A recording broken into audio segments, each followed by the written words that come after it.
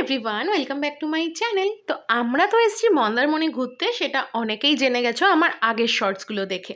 মন্দারমণিতে আসার থেকে এখনও অবধি উত্তাল সমুদ্র ছাড়া তো বিচের দেখা পেলামই না, যে একটু বিচে নামবো। এখন রেডি শেডি হয়ে আবারও যাচ্ছি সমুদ্রে। আর এখন ফাইনালি একদম অল্প অল্প বিচের দেখা পেয়েছি, মানে 15-20 মিনিটের মধ্যে এই বিচটা হয়তো আর থাকবে না।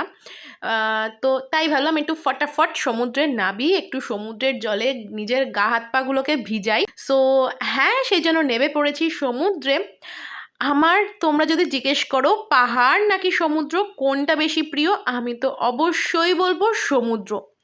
আমার সমুদ্র মানে প্রচণ্ড ভালো লাগে, এখানে নিজের মন খোলা আনন্দ করা যায়, যেটা কিন্তু পাহাড়ে গেলে করা যায় না।